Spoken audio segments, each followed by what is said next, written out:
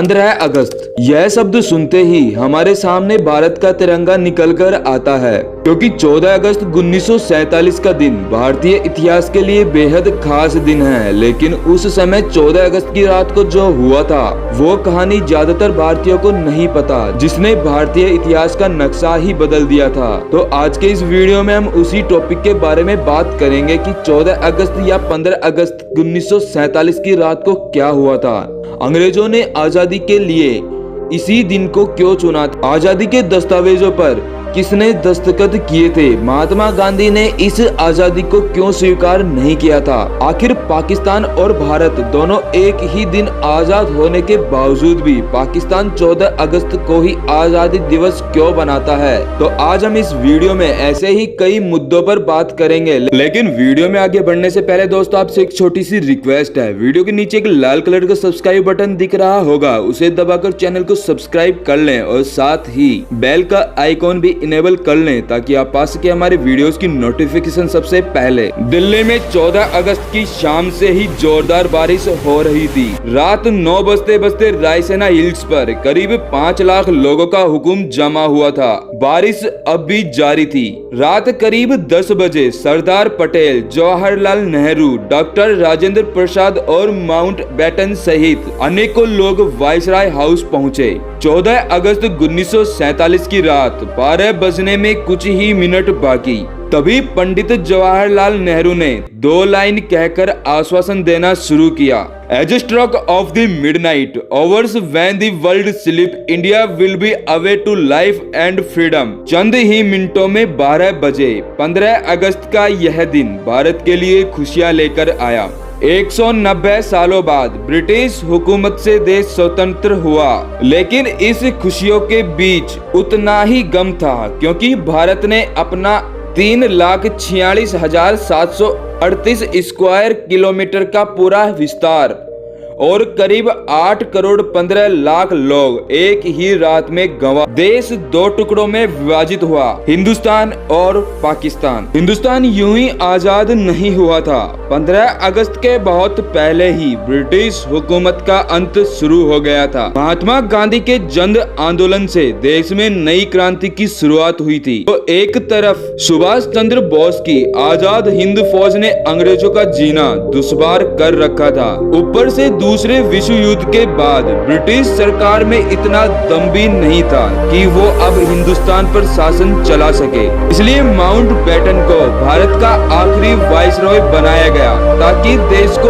आधिकारिक तरीके से स्वतंत्रता दी जा सके। अंग्रेजों ने शुरुआत में 3 जून 1948 के दिन स्वतंत्रता देने का निर्णय लिया था, लेकिन मोहम्मद अली जिन्ना ने पाकिस्तान नामक अलग मुल्क बनाने की ठान ली थी, जिसके चलते देश में कई जगहों पर सामुदायिक हिंसा शुरू हो गई। बिगड़ती हुई परिस्थितियों को देख अंग्रेज हो सके जितनी जल्दी स्वतंत्र राष्ट्र घोषित कर देना चाहते थे, क्योंकि अंग्रेजों को भी भारत को एक टुकड़े में नहीं लेकिन 2 टुकड़ों में विभाजित करना था। आपके मन में यह ख्याल कभी न कभी जरूर आया होगा कि स्वतंत्रता के लिए 15 अगस्त का दिन ही क्यों चुना गया। तो इसमें ऐसा है कि सिर्फ हम भारतीय ही शुभ और अशुभ को नहीं मानते, अंग्रेज भी इसे उतना ही मानते हैं जितना हम भारतीय।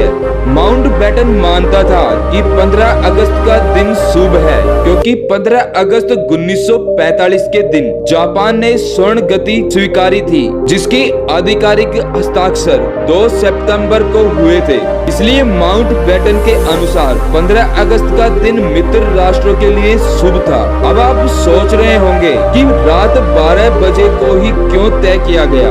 तो इसके लिए भारतीय ज्योतिषियों का मानना था कि वो वक्त देश की स्वतंत्रता के लिए शुभ है। तय किया गया था कि सुभाष चंद्र बोस को अपनी स्पीच रात 12 बजे से पहले ही समाप्त करनी है और रात 12 बजे संकाय नाद के साथ भारतीय लोकतंत्र की शुरुआत होगी। ठीक वैसा ही हुआ। 15 अगस्त की सुबह 8:30 पर पंडित जवाहरलाल नेहरू और उनकी कैबिनेट ने पद और गोपनीयता की शपथ। रात की लगातार बारिश के बाद सुबह आसमान बिल्कुल साफ था।